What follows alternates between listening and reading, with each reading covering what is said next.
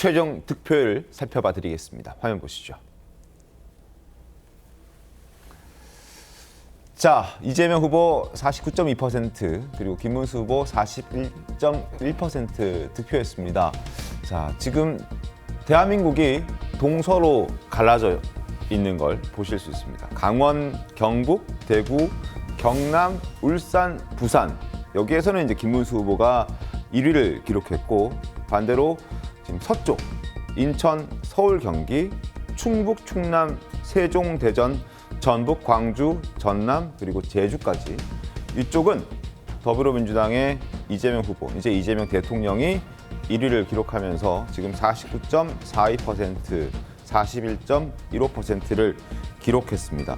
자, 여기에서 눈여겨봐야 될 부분은 일단 승부처는 서울, 경기, 인구들이 많이 밀집해 있는 서울, 경기였을 텐데 지난 대선 때는 윤석열 후보가 서울에서 승리를 거뒀습니다. 그리고 충청도, 캐스팅 보트라고 불리는 충북과 충남, 대전 이런 곳에서도 승리를 거두면서 승기를 잡았고 대통령에 당선될 수 있었는데 이번에는 이 지역을 빼앗겼어요. 송영길 변호사님. 여기에서 이제 격차가 좀 벌어졌다고 봐야겠죠. 그렇습니다. 여러모로 2022년 대선에서 승리했던 지역들을 많이 빼앗겼고 또 격차가 늘어난 곳들도 많이 있기 때문에 선거 결과가 다방면으로 좀 뼈아픈 측면이 있습니다. 네. 서울 같은 경우는 지난 대선 때는 윤석열 전 대통령이 4.83%를 앞섰거든요. 네. 그런데 이번에는 김문수 후보가 5.58% 뒤쳐졌습니다. 그러면은 두 대선을 비교해봤을 때 10.41% 정도 퇴보를 한 것이죠. 네. 이런 지역들이 곳곳에 있기 때문에 결국 이 대선 결과를 국민의힘은 국민의 정말 냉철한 회초리로 겸허하게 받아들이고 총체적인 반성, 혁신, 환골탈퇴 과정으로 나아가지 않으면 안 됩니다. 네. 41%라고 하는 숫자를 가지고 졌지만 잘 싸웠다. 이렇게 하고 있으면 아무런 발전이 없고 민심은 더더욱 떠나가게 될 겁니다. 네. 앞으로는 냉정한 반성과 평가 시간이 있어야 될 것으로 생각합니다. 그리고 또 하나 눈여겨봐야 될 부분은 바로 영남과 호남의 득표율입니다. 자, 이재명 대통령은 호남에서 압도적인 득표를 했죠. 지금 82.65, 84.77, 85.87. 근데 이제 김문수 후보는 전북에서만 두 자릿수를 기록했을 뿐 광주와 전남에서는 한 자릿수 8%대의 득표율에 그쳤습니다.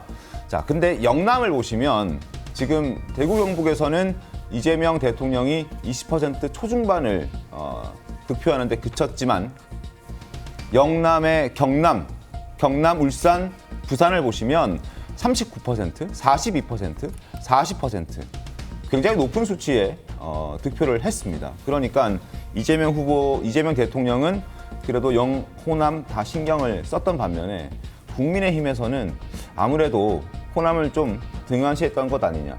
이제 이러한 방향으로 가서는 나중에라도 국민의힘이 지금 영남 자민련 얘기도 나오고 서진 정책 펼쳐야 된다는 얘기도 나오고 전국 정당으로 거듭나기 위해서는 반드시 호남의 민심을 일부라도 잡아야 된다는 지적들이 있는 게 사실이잖아요. 네, 당연한 말씀입니다. 사실 저희가 지난 대선에서 승리할 수 있는 그런 배경에는 네. 영남권의 지지를 기반으로 중원으로 아까 송영훈 변호사님 말씀하신 것처럼 서울에서 정말 그 좋은 스코어를 기록을 했었고요. 네. 또한 호남 지역에서도 당시에는 비록 10%대였긴 하지만 역대 대통령 선거 중에 최고 득표를 했었거든요. 14% 정도를 득표를 했었습니다. 네. 그럼에도 불구하고 0.73% 차이였다라고 하는 건데 이번 선거는 중원은 물론이고 호남에서도 훨씬 지지율이 폭락하는 그런 양상을 보였기 때문에 패배를 한 것이다 그렇게 생각을 하고요. 저희가 앞으로 이제 확장을 어떻게 할 것인가, 국민의힘이 어떻게 다시 국민의 당으로 국민들의 선택을 받는 당으로 거듭날 것인가에 대해서 진지한 성찰이 필요하다 이렇게 보고 있습니다. 자, 다음 준비된 그래픽 한번 보면서 설명을 드리죠. 역대 대선 1, 2위 격차를 한번 보시죠. 지난 대선 때는 정말 초박빙의 승부였습니다. 0.73%포인트. 그 전 대선에서는 이제 그때도 박근혜 전 대통령이 탄핵되면서 펼쳐졌던 대통령 선거였기 때문에 문재인 전 대통령이 다소 여유 있게 승리를 할 수 있었고 그 전에 박근혜 전 대통령이 당선될 때도 박빙의 승부였습니다. 그리고 이명박 전 대통령이 당선될 때도 격차가 좀 벌어졌던, 그러니까 벌어졌다가 좁혀지고 벌어졌다 좁혀지고 하다가 이번에 조금 벌어졌어요. 한 8%포인트 정도 벌어진 상황입니다. 이제 저 갭의 차이가 중원을 공략하지 못했다는 부분, 그리고 호남을 공략하지 못했다는 부분. 반대로 이재명 대통령은 중원도 공략했고 또 영남에서도 꽤 많은 득표를 했기 때문에 저런 표 차이가 난 게 아닌가라는 분석도 나오고 있습니다. 영남 집중 공략 이번에 많이 했잖아요. 그렇죠. 예. TK, PK 쪽에 공을 많이 들였고 또 거기에 강원도 있습니다. 네. 충청도 있었고요.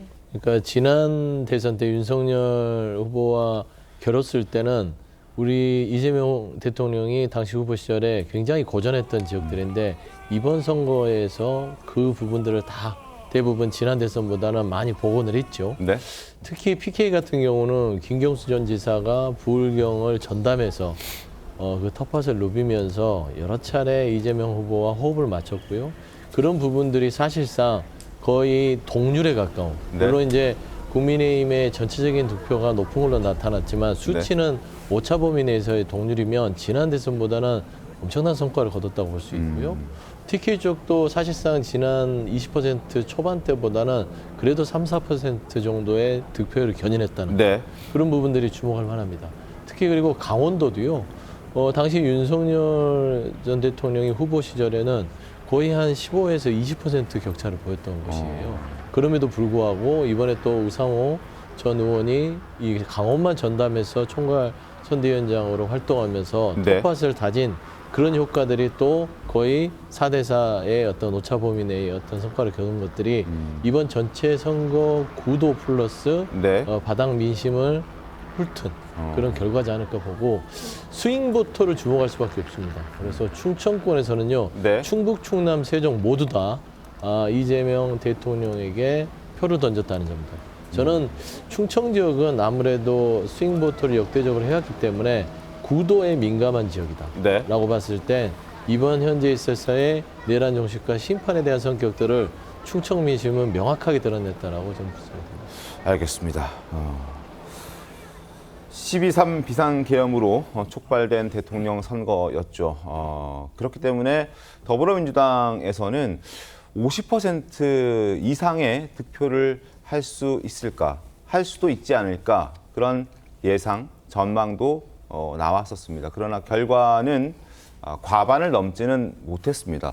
강성필 부대변인님, 이 부분은 어떻게 좀 평가를 하십니까? 네, 그러니까 이제 윤석열 전 대통령의 파면 이후에 네. 치러진 일종의 대통령 보궐선거임에도 불구하고 그리고 그 어느 선거 때보다 인물, 구도, 이슈 중에서 구도가 확연하게 드러나는 대통령 선거임에도 불구하고 김문수 후보, 국민의힘 후보가 41%가 넘는 지지를 받았다는 것은 네.